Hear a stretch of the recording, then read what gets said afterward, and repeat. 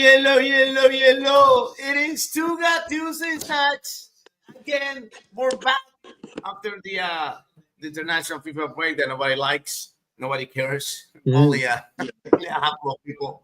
But we're back with our legs. We're back with our beloved Primera Liga, and still number one on the table, the Lions, right? The almighty Lions. We want to talk about those victories. We want to talk about those penalties. We want to talk about those crystal jaws that my people have, right? And also, all three teams won. Everybody won. Everybody kept up the pace, and now we're going down to the wire. Now we're going into this is March Madness? No, this is April's Madness here in the Primera Liga because all the Clásicos are coming up. Every single Clásico is coming up, and that is what's going to decide the title this year. All right? So, Mr. Gomez, give me your 30 seconds, your opening. Is your jaw okay? Or you all right? It's better than Diamante's. Yeah. Yeah, I'll start off the show by taking a stand here, and I'm not going to be a hypocrite. I have been on the show in the past. I've criticized other refereeing decisions concerning other teams. So I'm not going to be hypocritical today. Obviously, that wasn't the first one wasn't a penalty. You can't call that a penalty. And there's been, sporting issues have come to the forefront, and yes, there have been some miscarriage of justice in some sporting games this year. The Santa Clara game comes to mind. The AVS game comes to mind because Diamante got called for the penalty that he suffered in this last game in the AVS game, when again his hand made contact with somebody's face and they got a penalty. The AVS got a penalty out of it, just like we got a penalty out of it this last week. But I do believe in that old adage: two wrongs do not make a right. That wasn't a penalty. You have, for every corner and every set piece there is right now in the modern game, there's going to be contact. Of course. No matter what, there will be contact. There's going to be nudging. And I think that Alan Ruiz nudged Diamante. Diamante did, put up the theatrics and somehow got a penalty out of it. It doesn't change the fact that, it wasn't a penalty. Get a little bit of Meitaremi there, huh? Yeah. He sold one. He sold one there. But yeah, get to the game. I thought that the first 10 minutes was very bright. I thought that we came in there with energy. I thought we were getting vertical. Victor could have scored in the first 30 seconds. You could practically bet the house on him scoring that goal. That's just a classic Victor goal. The keeper made a big save. And then just minutes later, Mateus Reis hit the post. So things started brightly for Sporting. I think Estrela made adjustments. They lowered their lines. They started winning duels. And, Sporting was having a tough time creating opportunities. They weren't getting creative in the final third. They got a red card in the first half, Estrela did. And they lowered their lines even further and made it even harder for Sporting to break through. And then, came the second half. I think, switching Jenny for Fresneda helped Sporting. It refreshed things. I thought they brought a little bit more energy into the second half. But the bottom line is it was 0-0 when they called the bogus penalty. So we really don't know how the game could have turned out. After that, Sporting, with the man advantage, pressed on. I thought Kenda played great today. Played great the other night. Scored a nice goal. I do think that the second penalty is pretty. I thought the second penalty is pretty clear. Victor did get position and he got brought down in the box. It was just him and the keeper. So I do think the second penalty did exist. I think that the red card did there too. But overall, again, it was this is very characteristic of the Rui Borges era. It's a very uneven game. Yes. Where Sporting did have some good moments. They did control possession. They did play in Estrela's half. But again, they had a tough time. They had a tough time breaking down the defense, and there were at times in the game where it didn't look good. It's just another example of an uneven performance, during the Rui Borges era. But right now, like you said, we're at the business end. It's the nitty gritty. The 3 points are every game is massive. Every 3 points is massive. So, we'll take that, and 7 finals to go. Let's do it. Yes, sir. Yes, sir. Now, guys, give me 1 second. Don't go anywhere. I want to switch to the internet. The internet. Give me 1 second. Now, don't go. Don't go. It's just gonna disappear for a second, maybe. And we're there. Yeah. Everything's good. Yeah. Everything's good. No, I'm not gonna disappear like I did during that game with Sport. Well, before I'm going to Mikey, because Mikey asked me about it, he was so nice to send me a message. Hey, are you okay? You're going from the broadcast. Yeah, it was fine. But I checked with Mauricio first. And my laptop he decided to die on me, right? The freaking cable, it started, hold on a second. Oh, it's plugged in. I'm fine. And then I was like, oh, hold on a second. Where's, hey. No, it wasn't working. It wasn't working. The port, it got messed up. So, no. I gotta be subbed out for the second half, brother. Go to the bench because you can't play anymore, brother. No boys. So, it was crazy, but I figured it out. I fixed it right away.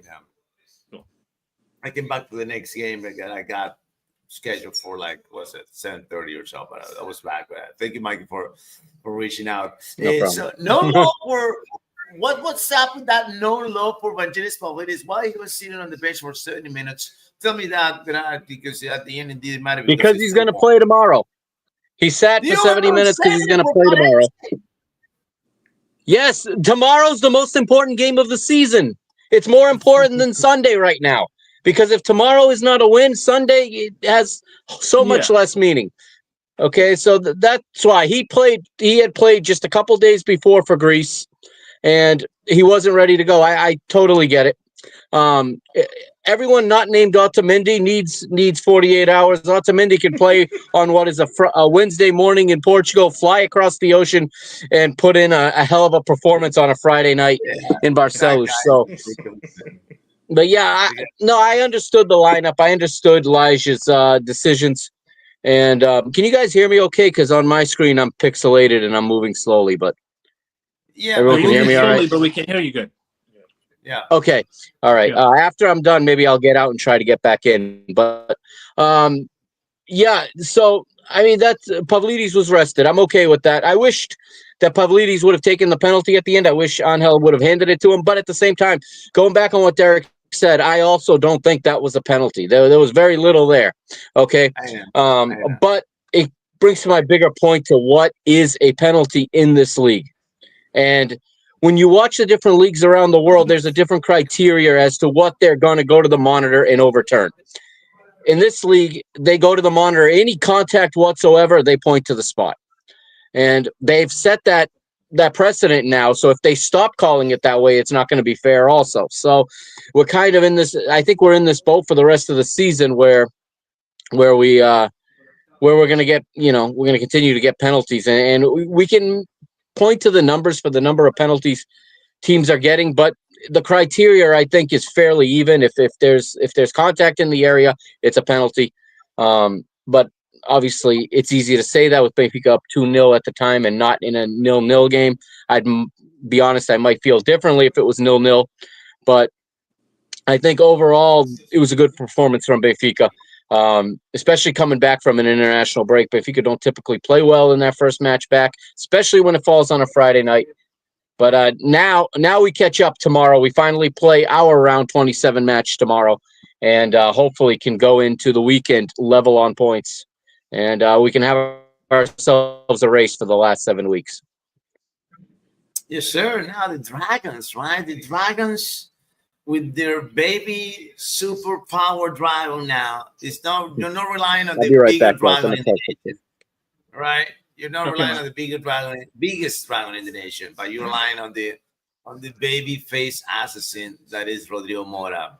Baby, that guy is good. That guy is so good, man. So good. Mr. Ruano, tell me about those dragons, brother.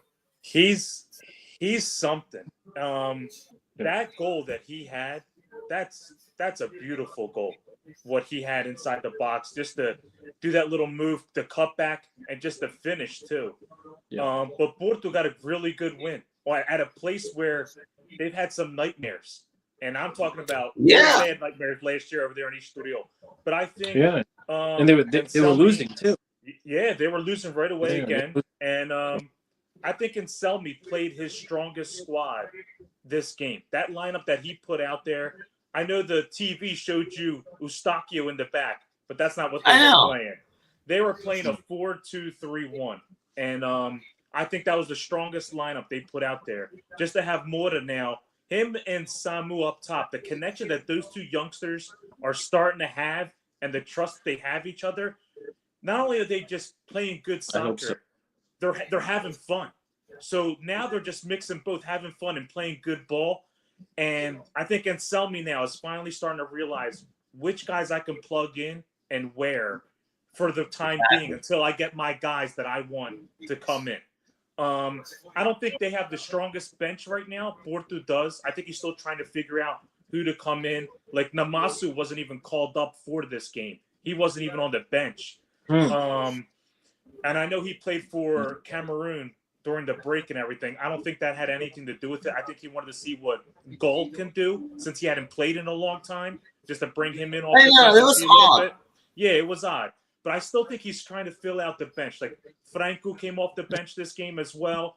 But I think the starting 11 that he had was really good. And I think if he can keep it going, and this game at home now is going to be huge. That Porto crowd, because I feel like this game is their season. If they want any chance to get that second place, this game is their season. Yeah, absolutely. This is everything. It is everything. The Sunday game is just the only way. They're still gonna be far away from Benfica, and not from Benfica. I mean from Sporting with the win, but that second place is Champions League. That's very key. It's very important. Yes, that's the goal, because to be honest, I don't think that it would be a catastrophe for Sporting not to win this championship. And if Porto wins it, it will be just most memorable comeback of ever. It would be ever, right? It would be money. It's too complicated. It's too complicated. Like, let's be honest, it's just too complicated. Yeah, this game for Porto is big for trying to get second, but also at third place, trying to keep third place, because if they mess up with Benfica, Braga's right there. This game is huge for them on Sunday. They don't want to end up in the Conference League.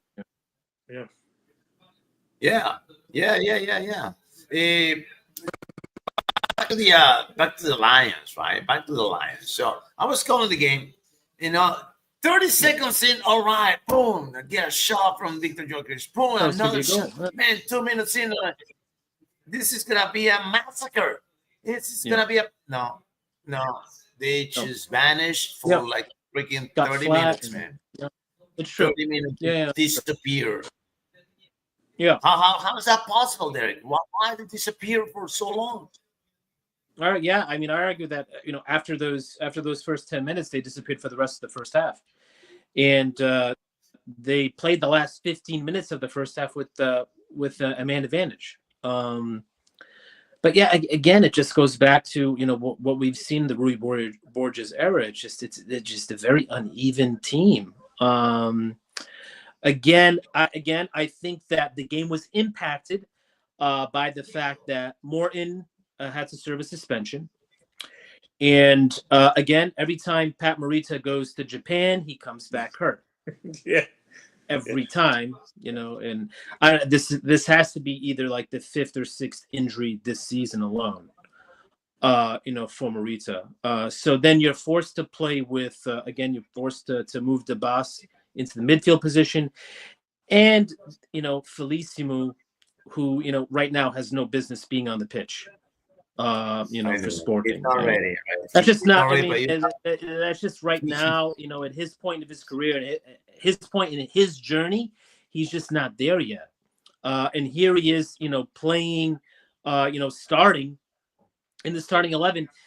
And, we're neck and neck with Benfica. These games, these points mean so much. And here he is getting significant time.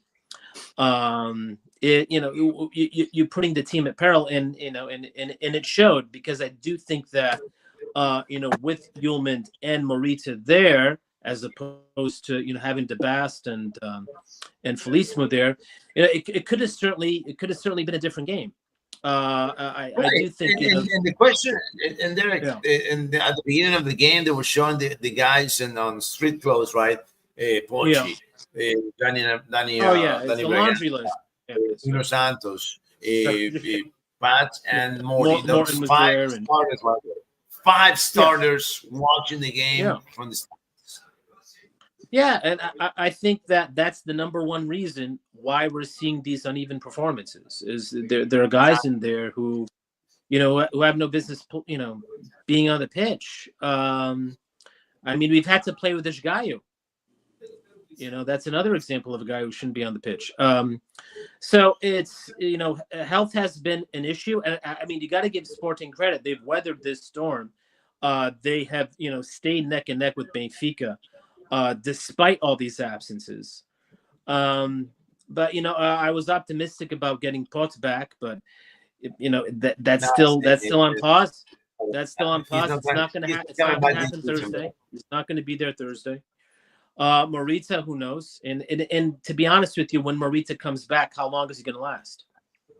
Are we going to get 1, 2, hopefully 3 games before he goes back? You'll be fine. Yeah. I know. No, that's a good point. But and again, we saw Trincão with the Seleção. Scored those 2 goals. Then, pops up on the newspaper. Oh, Manchester United wants him. This team wants him. 40 million euro. Whatever. And then and then we go back to, the Trincão that we've seen over the last 3-4 months. Another very lackluster performance, where he was, essentially a non-existent. The one gripe I have against that is when you see that he's not producing, when you see that he's not adding to the attack, and you got Connie Harder on the bench, what are we doing here? I think we're stifling the kid's growth. He showed us enough. He showed me enough. This guy, has great potential, has a great future. He's coming in the 91st minute. He's coming in the 91st minute again. This last game, he came in the 83rd minute after you had Trincão waltzing around the pitch for 80 minutes. So, I think that one is on Rui Borges. But yeah, in my opinion, what we're seeing out there with Sporting has, absolutely, undoubtedly has to do with the fact that this is a team that's dealing with so many absences. And I'll go back to what I said. A team that did not do enough. A team that did not do enough. That did virtually nothing at the winter break, the transfer window there. We brought in this guy Biel, and remember, we're a team decimated with injuries. We have 16 and 17-year-olds on the bench. We're decimated. We don't have anybody. Yeah, Rui Borges doesn't play this guy because it's obvious that he doesn't have the quality to be on this team. It was just money just thrown in the toilet. It's just, we didn't do anything at the transfer window. These injuries have plagued us. But, this is the predicament, that we're in. There's no fix here. There's no solution. We just have to find a way to grind these games out. That's really all I have. We got to hope that, Victor continues to produce. He is the key to this team, and he continues to do so. Kenta continues to have a breakout season, but, aside from that, with these absences, we just got to continue to do what we've been doing and grinding these games out. And, this weekend when we play Braga, it's just going to be another example of that, where we're going to have to find a way to, in a very tough game, find a way to win. Let me tell you this, Derek. This is when it comes down to the final lap, to see the finish line right there. Yeah. Sporting is gonna have the car with the transmission leaking, with the tires flat. You bet. You got your engine is on fire. but you're gonna cross the line in first place. That's what I'm gonna tell you right now. All right. I hope you're right now. I hope you're right. That's how it's gonna be. It's gonna be so dramatic, right? So dramatic. It's gonna come out of a freaking movie. I agree. But It will be dramatic. There's no doubt. It's gonna happen. Mike is not that happy about my statement, but that's what's gonna Say happen. it. Keep saying it, Nino. Say it. You've said it all season. Don't change anything now. I like the way this is going. Don't change anything now. Hey, I'm talking about changes. We've seen Ragnar playing right back, center back, left mid, right mid, right? And now he comes up with this unraveling position as being the X factor to be the finisher for this unrealistic plays. It's just ridiculous. What else can Auschwitz can do, brother? What else he can do? Tell me about that, brother. I have it on good authority. He's the third goalkeeper as well. No, no, he is very useful in the press. He being the second player up. Okay, so the striker applies the first wave of pressure. He's very useful in being the second wave of pressure. In Roger Schmidt's first season, that's where he did a lot of his damage. So that's he's getting back to what he used to do. We've just seen him play everywhere that we forget what his original job was. And I'm glad. I know it. Listen, Tomasz Odowuju's getting beat up playing as a wingback. His body's not built for it, and it's showing. But I'm glad that he didn't give in to the temptation to just put Auschwitz there. Because we're getting more from Auschwitz playing further up the pitch, being in midfield. So, I mean, I think Tomasz is going to sit out tomorrow. I think that Samuel Dahl is going to go in and play in that spot, and he'll do fine tomorrow. And then hopefully Tomasz is ready to go on Sunday. But yeah, Auschwitz is just, I mean, of course, the day that Frederick Auschwitz announced he was done with international football, that right there immortalizes him to Benfica. There's nothing a Benfica likes more than their players stepping away from international football. I mean, I was watching the Nations League, okay? I wasn't like, all right, Portugal, we're going to win. I said, all right, 30 more minutes for Ullman, 30 more minutes for Inácio. That's what I was watching and cheering on. I said that right away. I said, Mikey's right now so excited. Everybody. Yeah, absolutely. Yeah. When I saw the complaints about, this guy's there and a lot of Sporting fans complain their guys are not in the national team. I say take them all. 11 Sporting players in the national team is A-okay with me. Yeah. And Auschwitz being out of national team duty and staying behind and getting recovered is huge for him as well. Yes. It's been huge. Sheldrup went to play for Norway, got back, failed his fitness test, went right into the stands. So again, it's crazy when you're playing games this close to a crucial league game. That Pavlidis, Sheldrup, they played on I think Tuesday, and now this game was on Friday. And I joke about only Otamendi can do that, but Otamendi's a center back. It's different playing as a center back and playing as a midfielder. Yeah. It's a whole different animal. And Otamendi's such an experienced player that he knows what he can and what he can't do when he's on the pitch, and he knows what his body can do on 48 hours rest versus 72 versus 96, etc.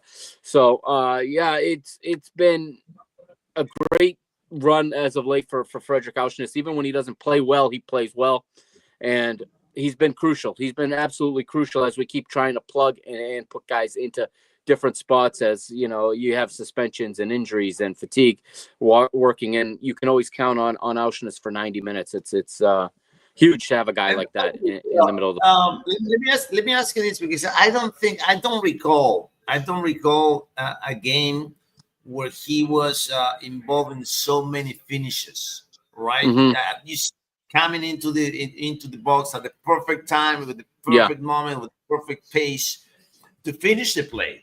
I haven't seen that from him. This is another aspect that he's showing us how complete player he is. It might have something to do with Belotti playing instead of Pavlidis, because Belotti's runs could be different. They could be opening that space up for him.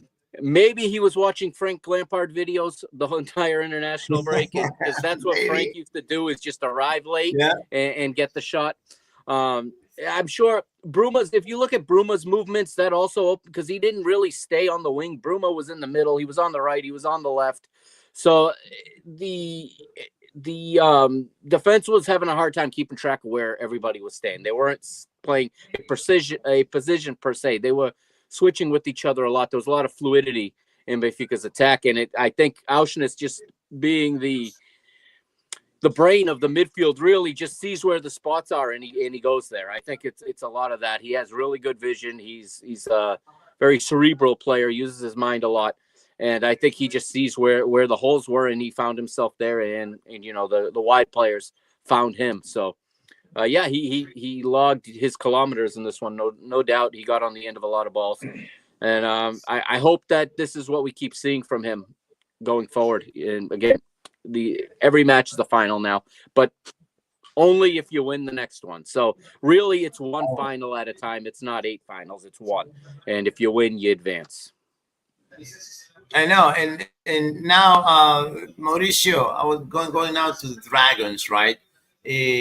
First goal from my Moroccan boy, Janis Joplin. That's his name, Janis Joplin. Janis Belgrano, the Moroccan. But then we got how many minutes, man? Let me check on this. It's like 60, 45 minutes. 45 minutes. No, I'm sorry. The equalizer is from the penalty. But from the run of play, the goal from Rodrigo Mora took 45 minutes for Porto to get in there. And facing an opponent that only got 3 shots in the entire freaking game. For some reason, it's almost like they were scared to shoot the ball. They wanted to walk the ball inside the box and score. For some reason, I was waiting for at least someone like a Fabio Vieira to take over and just start making more shots. And I was encouraged to see the game Pep played. This is probably one of the better games that Pepe had played in a while. But it just didn't seem like they were ready or that aggressive to try to go ahead and take. It's almost like they got a shock once Estoril scored the goal. They're like, oh, wait a minute, this isn't a good start. And it's like, I thought that penalty, that goal for Estoril would wake them up a little bit. Like, hey guys, it's happening again. Estoril is going to beat us again. We got to come and play our game. But it took them a while.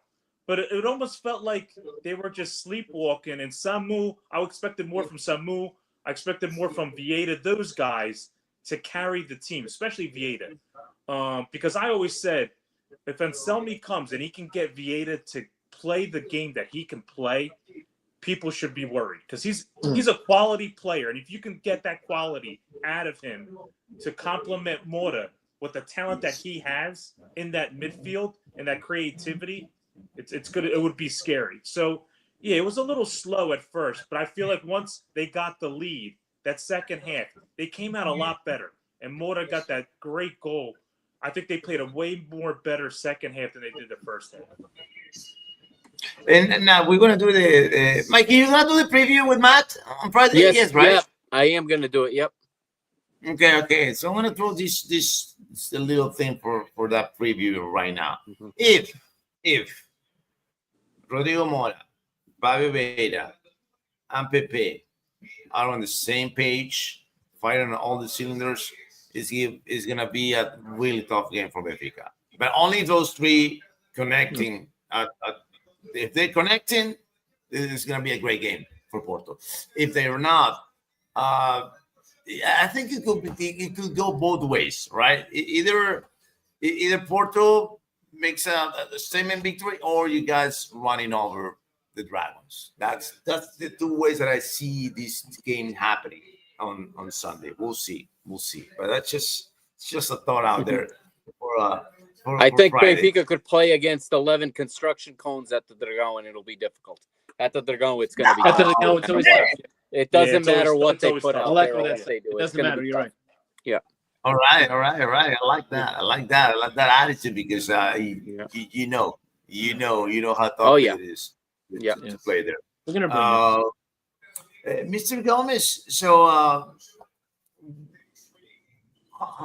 how are you feeling? Tell me, I'm asking you this right now, man, because How are you feeling now? How are you feeling as Tuesday? And where's your level of confidence for these final 7 games of the season? So Ask me after this how do next you round. feel? Ask me after this next round. I think this weekend is massive. That's just how I feel. I think this is massive. Because I think that a Benfica victory at the Dragão is going to galvanize that team. I think if they can go up there and win, I can't see them dropping any more points. That's why I really do look at this game when you watch this game very closely, because this is such a pivotal game, the game of the Dragão. I know that Porto is going to bring it. They're going to go 100. It's 100%. Oh, yeah. I mean, Benfica is their ultimate rival. It's their ultimate enemy. They're not. Porto has not had the best season, but this is it's going to boil down to this game right here. And we're not talking about like where they're going to finish in the table. This is just it's Porto Benfica. Yeah, none of that matters. That all goes out the window. Oh, Braga might overtake us. I don't think they're thinking about that. No, it's Benfica at home. So it's just going to be such a critical game. And then, of course, Sporting playing with Braga, who are getting points. Braga just came off of, in my opinion, when they played Porto, a very convincing victory. So they're riding high. So that's going to be a very difficult game. If Sporting, it's a must win for Sporting. You have to take advantage of what happens over into the Dragão. So I just think these are just two massive games, and these two games right here can be extremely critical to the outcome of this campaign. So like I said, right now I really don't know how I feel, but I'll have a clearer picture after this round. Yeah. That's all I can say. Yeah. Mikey, how good it is to have Angelito Di Maria back, man. We'll see. We'll see. The team was playing well without him, so there's concern that he's going to break up the rhythm because when he comes on the field, everybody looks to him, and the ball sees him more than it sees anybody else. We'll see. I thought he had a good 20 minutes when he came in there. In big games, there's nobody else I want. He's had bad games, but in the big ones, he has been there. So the timing couldn't be better for him to get back. He'll probably see more minutes tomorrow, and that's where they'll assess how much he plays on Sunday. He's Di Maria. What can you say? To have another game too, right? To have another extra game too. It's another option. The one thing I feel a lot better about in this race on our side is the depth we have right now. There's options. Yeah. If somebody goes down, there are options to come in and replace. And it's another guy back. It's almost like getting a transfer at this point because he was out so long. Now our wide play is stacked. So if there is physical issues with Sheldrup, there's plenty of other options. I think that right. Again, so he's had issues though. Do you think that you guys have the more depth than all the three? I would say so. I think we have the most depth right now, and 100%. With the issue at right back is what it is, but there's still multiple less than perfect options, but still multiple options to fill in that spot. So yeah, I would say that we have the best depth right now. Right, Mr. Ruano. All right, so the returns, right? Returning players like Di Maria, Marcano, returning. Not this game for the last. Well, how many games he played already? Like 3 since he returned? I think 3, right? I think it's 3, right? 2 or 3, yeah. He's not fit there, right? He's not there yet. Marcano. No, he's not there yet. But the thing is, what's your options? Because if you don't go with him, you've already lost faith in Otavio for the troubles that he had back there, giving up the passes and the trouble that he had making defenders. And Jallo, who's on loan from Juve, hasn't had a spot even with Vitor Pereira when he was there. He was a rotational guy. So if you don't go with Marcano, who you do go with? Because you really don't have anyone else, unless you're going to put in Zé Pedro, who also hasn't had any time this year, who hasn't been playing. Yeah. Or you try to change the formation. You go with a 3-back, which is what Anselmi plays. But he knows with this Porto team, he can't play that style because he doesn't have the players that he wants there. We all know the players that he wants are full of gas, 100%, run till your lungs give out and run to that ball. That's how he played at Cruz Azul with those players. He knows he doesn't have those players at Porto. And he's just trying to figure it out. And I know at Estoril, he went with that 4-back. But he had Mora and João Mario pretty much up the pitch the whole entire time, almost looking like a 3-black set. So he was aggressive that game. And I feel like he's going to be the same way with Benfica. I feel like they're going after this game because they have to go after this game. I think Benfica is going to try to hold the fort, being at the Dragão. Let's try to take the crowd out of it. Let's do this. Yep. When we can get a chance, we're going to take it, and we got to make it count. And Pavlidis has got to make it count, because if not, I feel like Porto is going to go all out, feed off the crowd. They're going to try to feed off of Mora, get him the ball, because they know the crowd will feed off the 17-year-old with all the stuff that he can do. So really, like you said earlier, I think if Porto needs to win the midfield, if they cannot win the midfield against Benfica, against Florentino, against Arsenis and all, they're going to have a hard day to find something to get that ball to Samu. Mora and Vieira have got to have their best game and win that midfield for them to come out with any type of point or victory against Benfica. Right. I got one more question for you, Mauricio, but let me put the TV down. Hold on a second. No, go check on that goal.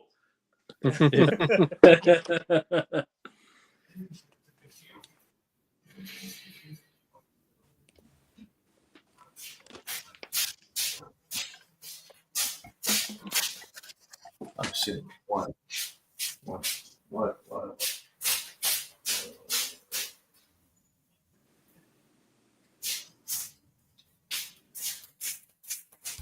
All right. Also water. All right.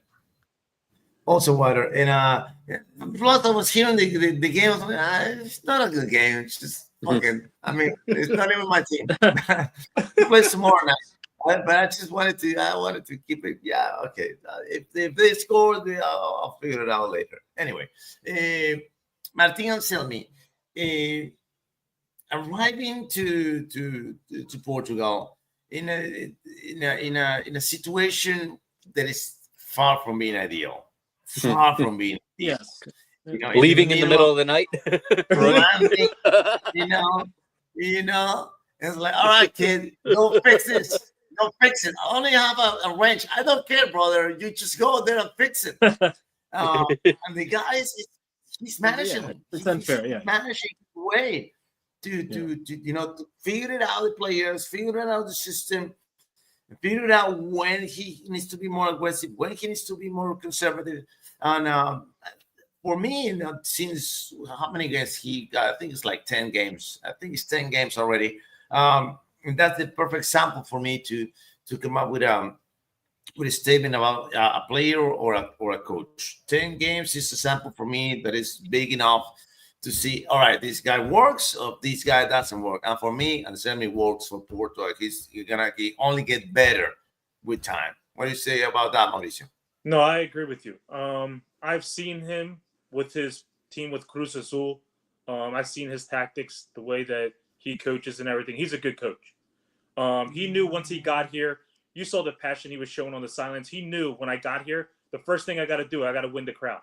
Because if you're going to do anything over there at Porto, you got to get the support first. Mm-hmm. So you saw that emotion even for a tie and everything. And some people are like, why are you doing that for a tie? He knows what he's doing. I got to get the crowd on my side before then I can get the players to see what I'm doing. And then everybody can then follow me. The last thing you wanted was to come into that situation, which is already a bad situation with the players and everything, and then not to have the fans and everything to back you up. Because you're always going to get the president's support. He handpicked you to come in. So that wasn't the question. So he's starting to figure out, like I said, I think this was his strongest 11 that he played against Estoril. I think that is the best team that he can put out there. I think he's going to put the same team out there against Benfica. I think he just needs to get a better handle of his subs. But like Mikey just said, everybody knows Benfica's got the best depth. Of all the teams right now, even Braga, Porto, Sporting, Guimarães, they've got the best depth out of the top 5-6 teams, without a doubt. So he's just trying to figure out if I do need to give a break to a guy, or if I do need to make some tactical changes, where do I put a guy, or do I have to flip the system and to put that guy back in? It seems like Borges is always the first guy to come off the bench. He's always the guy that tries to bring some energy and stuff like that. But Anselmi, I think he's getting his rhythm back. He figured out the league, how they're starting to play defensively and stuff like that with other teams. So I think if you give him a little bit, I think starting next year, if they can make a sale, either with Diego Costa, which might be the only guy they can sell, or if someone tries to get Mora early, and if Porto, Porto's known for giving up guys early, like Vitinha, Fabio Silva. When they needed money, they gave up on their youngsters a little bit too early. That could have paid off a little bit later. So it all depends on the financial situation if he can get his guys. But as a coach, I think he's a good coach. And now that you mentioned Fabio Silva, that was the first thing that was coming to my mind when selling early. But selling Rodrigo Mora right now will be a huge mistake, man. Oh, absolutely. I think he needs another season. He needs maybe not just one. I think he needs a couple more seasons. He needs to play. But they're going to sell him after the next year. After the next season, he needs it more than Porto needs it. Yeah. I mean, I like what the deal that was structured around Kenda, where he's going to play for Sporting for another year. Yeah, 100%. I think there are some players that could have benefited from that. That went out maybe too early, and now we're looking at their careers. I don't want to pick on Benfica, but we can look at João Felix. Absolutely.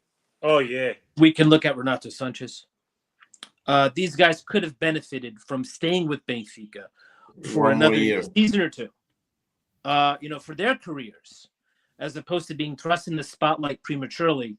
And have had such rocky. Both of them had such rocky careers, where they probably could have had these standout careers.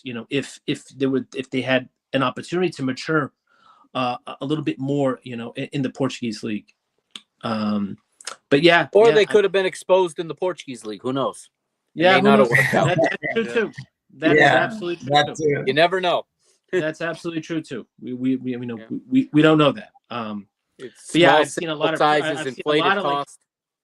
I've seen a lot of premature sales. Yeah.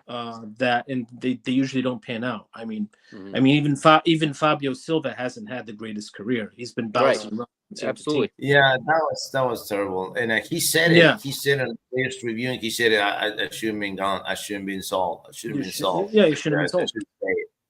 Even Vitinha took a long time in England. Vitinha took a few years until he started playing in England and everything.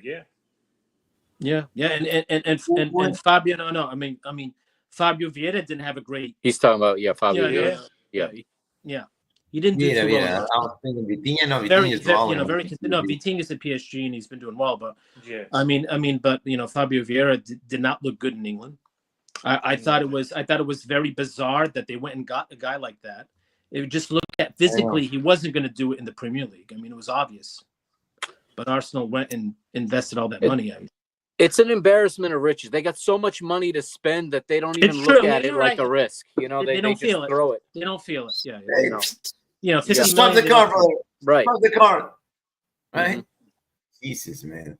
Mr. Gomez, you got in the team of the week, you got one player on each position. You got Diomande the best center back. You got Gioquin the best midfielder. You got Victor Gyökeres on top of the offense, and but still the victory wasn't convincing.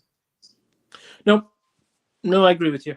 Yeah, again, echoing what we talked about earlier, it was again a very uneven performance. I do think that.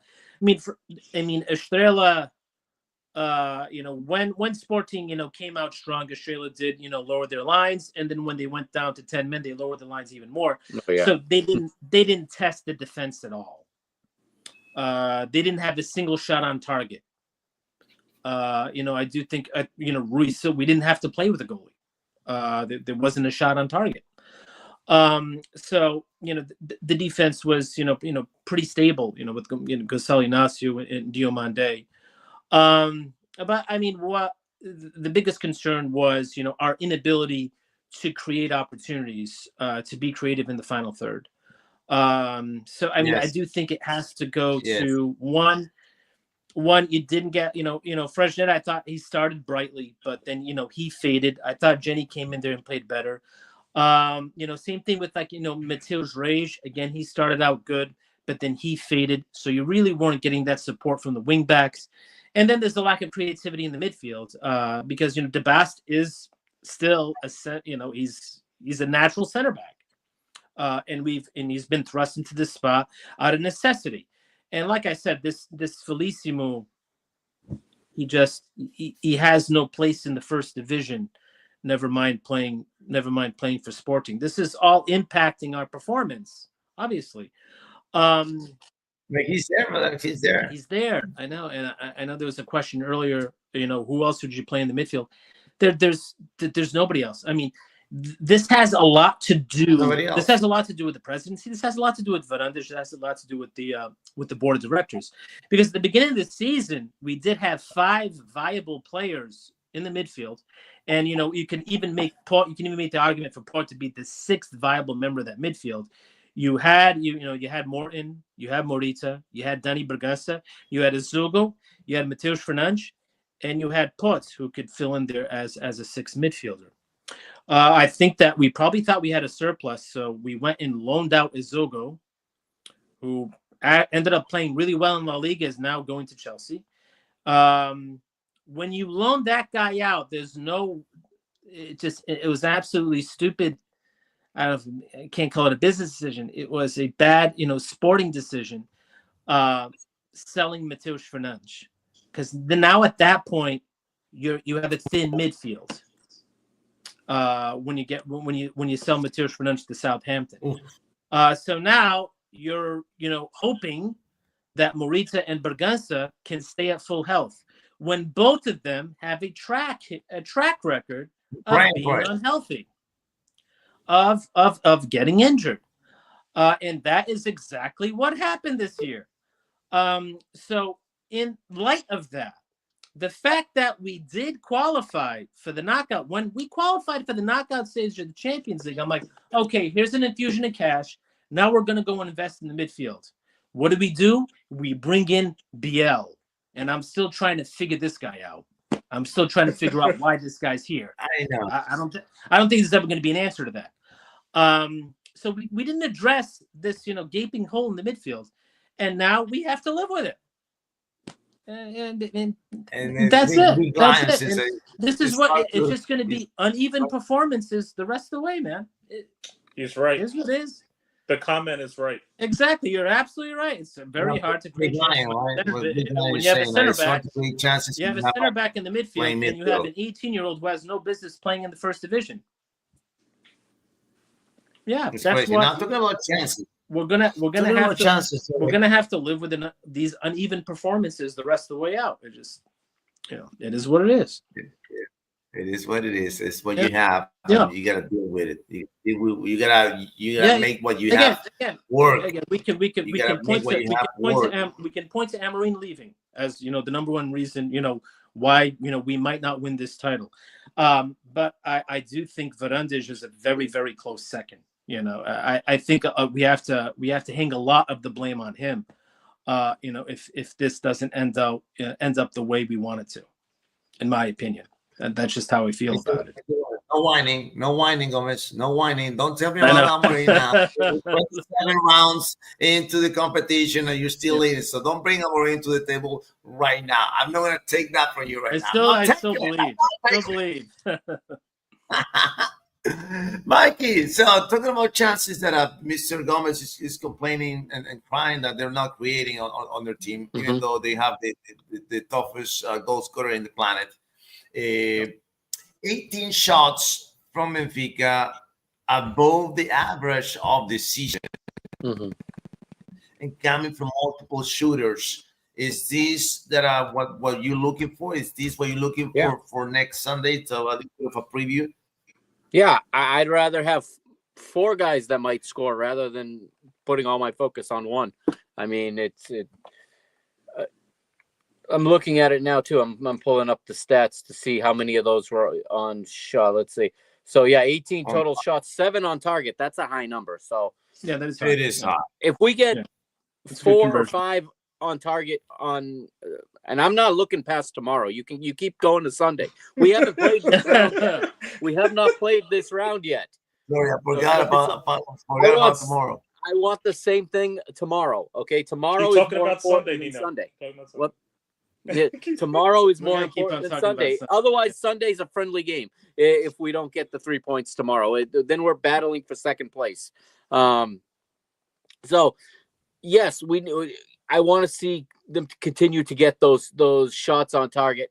The ball's moving better. It's not quick enough. It's not as quick as I would like it, I should say, but it's moving better than it was. Players are having more ideas. I think Artur Kuglu is starting to get a little bit more of his spring back. He's had some downtime. He's had to come off the bench, but he's coming in a little bit fresher. Again, I've really liked what Belotti's brought when he's played because he's different than Pavlidis. He's given the defense something else to worry about. He's an absolute bull, and that's something Benfica was lacking. It's just a brute. We need more brutes out there, especially when you face Porto. And he's contributed to 2 winning goals already, either by setting them up or by scoring it himself. That goal he scored at Gil Vicente, I mean, he's the only player, maybe Otamendi's the only other player on this team that's going to put his head in that position to get kicked off like that in order to make sure that ball crosses the goal.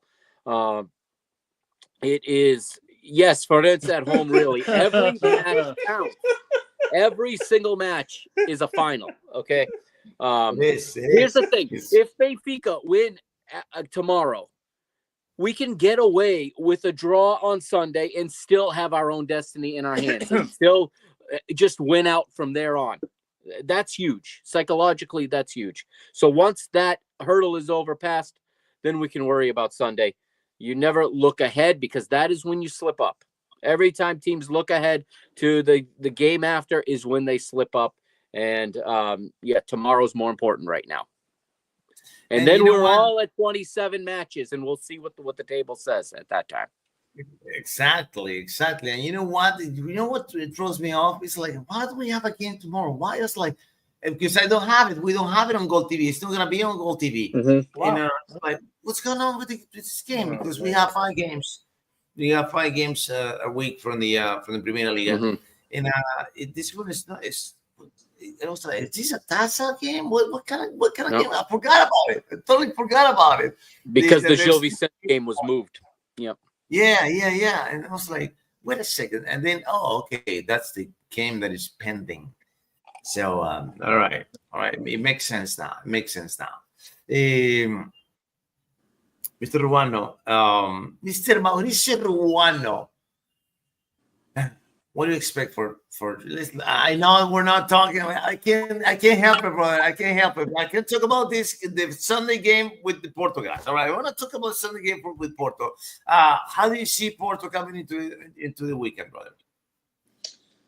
I see them very confident, especially after this Estoril game. I see them very confident. I feel like they're starting to believe in what Anselmi is starting to preach to them because they're starting to see the results and how the play is going on the field. So I feel them very confident. Like, I expect them to start the same 11 that came out against Estoril. But like I said earlier, I need Moura to do what he's been doing. I don't need you to do anything else. But I need Vieira to show something. I need him to be more aggressive, because everything's going to be on that 17-year-old kid. everybody on the stadium is going to be looking at him. Vieira's got to take control. He's got to lead that attack and then assist Mota, because Benfica already knows it's up to the two young kids, Samu and Mota. They need a third guy to open up those gates, to make the defense be aware and open up the field. And Vieira's got to be that third guy. He has to be it. Pep, he's a great player on the wing and all, but technically, for some reason, when he gets to the final third, he either loses the ball or he can't. He can't. Yeah, something happens. Like, I don't know if something hits him in the head, like right near the box, and I don't know what happens. He does everything well up until that final third, and then something it's just the inconsistency with him. And unfortunately, they don't have another quality winger besides someone like Borges to come in there who doesn't have the experience like Pep does and everything. But that's why if Vieira can just be more aggressive, just by, like you said, like against, I'm looking at the stats right now. They had a total of 6 shots. 6 against Estoril. That's not good enough. That's not going to get it done. It's really not. All they had were what? Out of the 6, they had 5 on target. But just 6 shots is not enough. It's not. For a team like Porto, you have to be in double digits every game, no matter who the opponent is. Every game. So they got to be more aggressive. And I expect them to be, because like when we started the show, that second place, that Champions League spot is a huge deal in Portugal for these teams, especially for Porto financially. It is a huge deal. If I'm Villas Boas, I'm telling Anselmi, I trust on you. But if you want to get some guys in here, I need you to come out and win this game so we can try to fight for that second place. Mr. Gomez, how dangerous is Braga right now to face? I think they're in the this is the best version of Braga that we've seen all season long. And I think it has a lot to do with them being out of all the other competitions. So they're only playing once a week. So they get to train a lot, you get to practice, training. You get to refresh your team, So playing once a week is it's beneficial on many levels. So this is the best Braga that we've seen. They're playing for something right now. They are playing for third place. If they go to Alvalade and win, they'll be 6 points behind Sporting. So it wouldn't be out of the question that they'd be in the hunt for second place. So I think this is the most dangerous that they've been, and I agree there. I think getting Uros Racic was a great pickup. I mean, for some reason that guy has played great while he's played in Portugal. He was fantastic at Family. He was fantastic at Famalicão that year. That Famalicão shocked a lot of people, turned a lot of heads. I believe he already had a stint at Braga where he was really good too. He's a great piece to have in the midfield. So I think that was a very good pickup. And like I said, this is a very, very dangerous game. Braga can certainly go into the Alvalade and win. I think it's been the last 3 times they went there, they lost 5-0, but I don't think that's going to happen this time. This is going to be it's going to be an epic game. We'll see how Braga plays it. I think they're going to play it smart. I don't think they're just going to go out there and attack, at the Alvalade. They're going to wait for their opportunities. They're going to stay compact. And they're obviously very dangerous on the counterattack. So this is going to be, like I said, this is going to be a very, very pivotal game. We'll know a lot about the championship next week. Yes, sir. We will. Mikey, what do you want to watch the game? And I don't know where are you watching the game tomorrow, man. What? Tomorrow, right at my desk while I'm working. Oh, on BTV. I'll watch it on BTV. Oh, we gotta watch it on Benfica TV. Oh. When you guys don't have it, and they're at home, it's on BTV. Okay. So on the how do I get that? I think I can get that game, man. But I try to figure out how to get it. And talking about the broadcast, what's that thing that you posted, Mikey or Mauricio, was it right about the Mauricio games? Posted it. Yeah. Oh, yeah. Going to BN Sport. Yeah, BN I can't believe those games. I think they're going to show it for like $3 a game, but if you pay $12, you get all 4 games of the Taça games.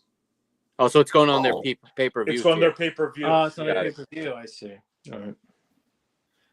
Hey, but I mean, it's just that's the games. I mean, those are pay-per-view events. I mean, I don't want to do pay-per-view for my regular season games. I will hate it, Oh. man. Yeah. But we've But, been saying it for a while. The league needs to expand with all the streaming services that Yeah. are out there. Yeah. There's no reason why you shouldn't be able to see a game. Right. Strike deals, man. Strike deals. Open, get more channels open. Right. Jeez, I forgot what I was gonna say. Bean Sports. So Bean Sports is still what games? What leagues? Bean Sports. Is it still Liga? Yeah.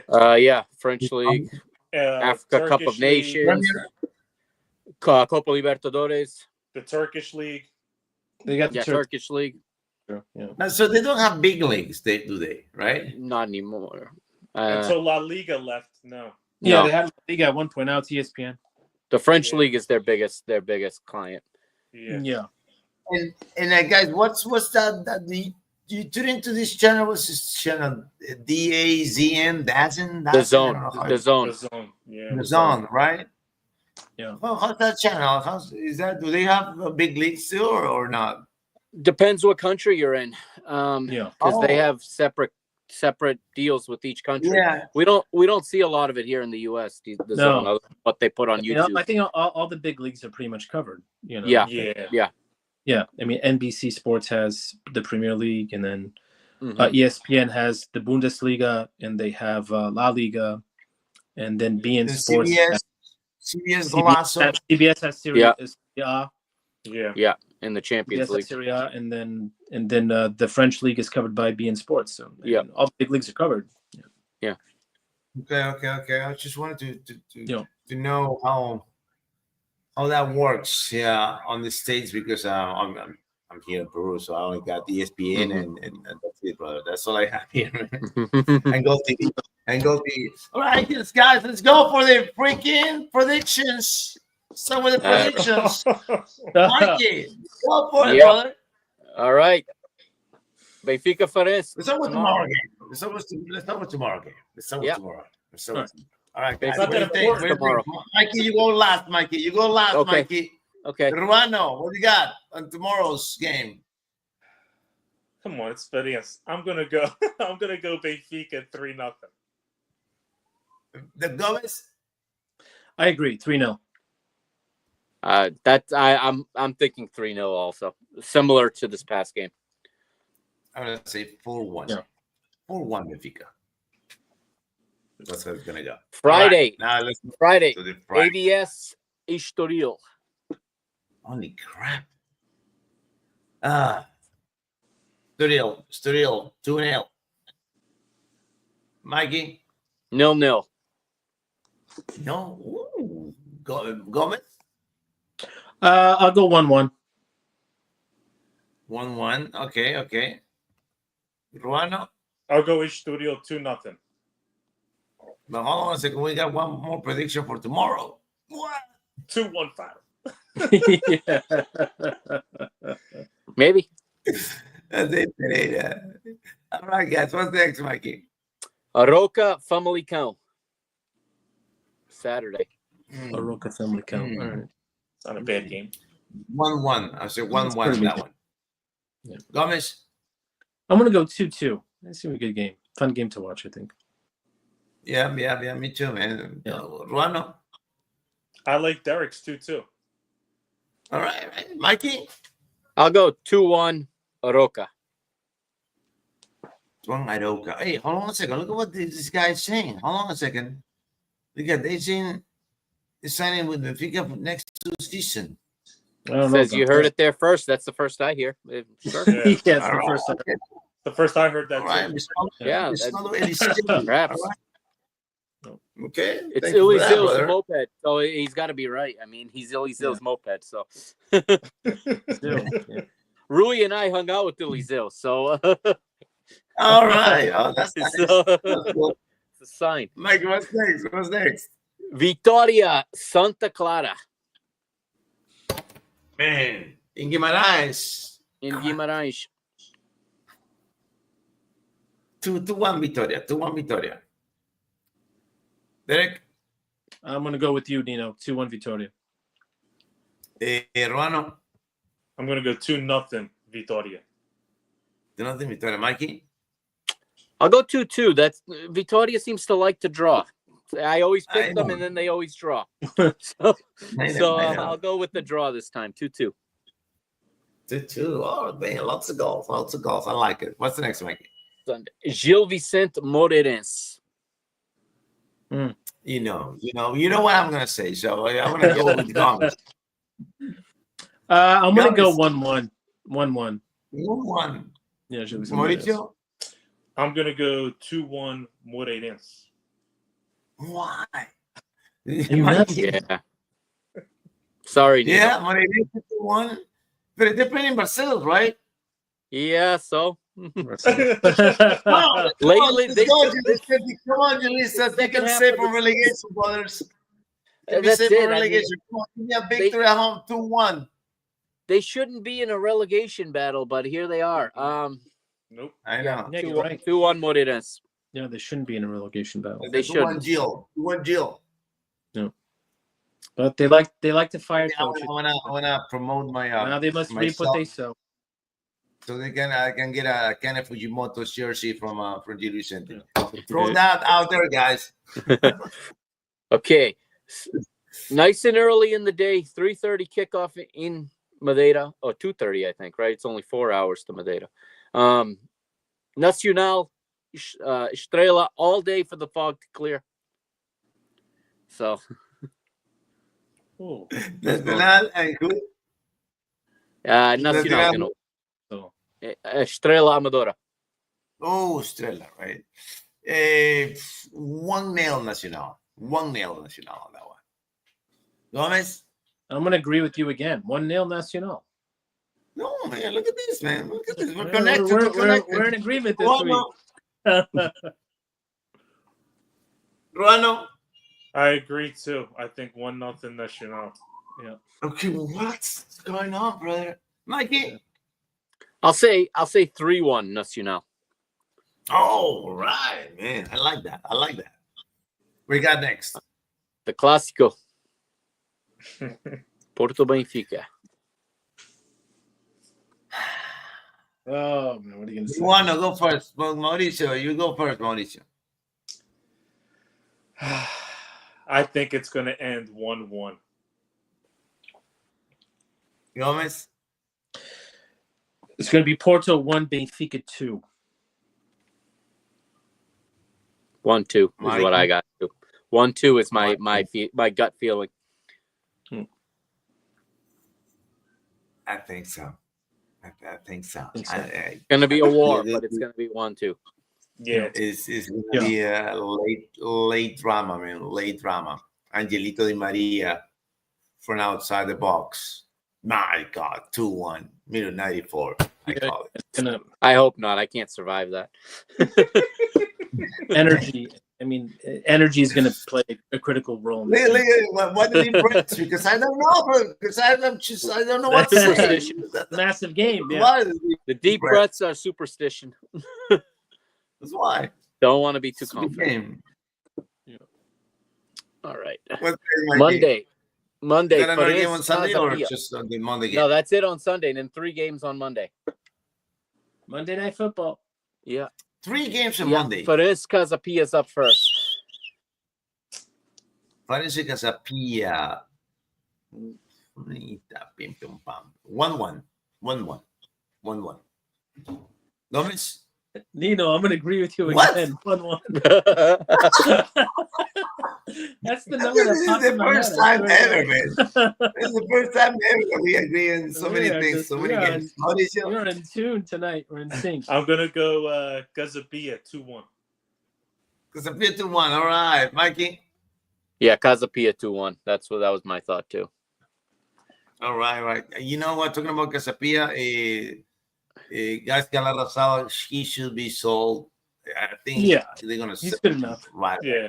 He's definitely good enough. He's definitely good enough. Yeah, he is. Love that guy. I'll be surprised if he comes back.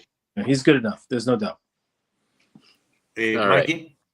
We go to the worst stadium in the first division. Rio Ave hosting the worst team in the first division, Boa Vista. Yo, I think something came out. I don't think Rio Ave's even playing at the stadium. Didn't something come out about That's good. Stadium? That's already an improvement. So instead of 2-1 Rio Ave, I'm going to say 3-1 Rio Ave. I've read something that they might play the game in Pass Freire. That would make sense. Yeah. What's up with that stadium, Mikey? It isn't a stadium. It's a stand in a construction fence. They've torn down 3/4 of it. So yeah, they're high schools. They're at like thousands. There are hundreds of high schools out here in the United States that are better. Yeah. I played in a better stadium in high school than that one. Than where Rio Ave plays their current games. So. Unreal. I did play at the old Cruz Stadium. Mm-hmm. At the old Cruz Stadium, I played there. It was, man, that pitch in Columbus, man, it was just it was just perfect. They won the best pitch in the MLS for 5 seasons in a row. Yeah. 5 seasons in a row, man. That was pristine condition, that glass, man. You can play golf in there, man. But anyway, Mikey, what do you got in this? 3-1 Rio Ave. Boa Vista, right? Actually, that's too conservative. 4-1 Rio Ave. 4-1 Rio Ave. Let's go. Yeah. Let's go. Boa I'm gonna Vista. say more drama. 3-2 Rio Ave. Mike, Gomez. I'm gonna go 3-1 Rio Ave. 3-1 Rio Ave. Yeah. Mauricio. I'm with Derek. 3-1 Rio Ave. All right, we're coming down to the last game, right, Mikey? Of course we are. Sporting versus Sporting Braga. Save Derek for last. Dave, Mauricio first. We go Mauricio. I want Dave's I prediction. think Yorkers comes up big in the end, and they win 2-1. Sporting. Mikey? I got one voice here and one voice here. I want to say something, but I think it's going to be, I'm pretty close to what Mauricio said. I think it's going to be very close. I'm going to say 3-2 to Sporting in this one. Late. But I hope I'm wrong. I think it's late too. Yeah. Lots of drama about it. Lots of drama. Give me a lots of drama, but lots of goals too. I think it's going to be 3-2 Sporting. Gomez. It's going to be 2-1 Braga. I see what you did there. It's not going to work. Yeah, Derek, I like what you did. I know, right? I know. That's what they call. You know what they call here? The Mufa. That's what they call him. The Mufa. It's just, that's what Derek did. The Mufa. How you guys call him in Portugal, bro? How do you call that in Portugal? But Derek did. In Spanish, here in South America, it's Mufa. You play the opposite thing, and often they have. I'm not sure what they call it, but I'm not sure either. That's what you're doing. That's what you're doing. Right, guys, that was the last game, and the big game for Mikey and Benfica tomorrow. Hopefully, they take care of business tomorrow against Valencia. And Sporting's gonna play Thursday. Yeah. I don't know why the heck they scheduled it that way. I have no idea, man. Yeah, it's a semifinal, so it's serious. It's 2 legs for some. They love 2-legged semifinals in one round in Portugal.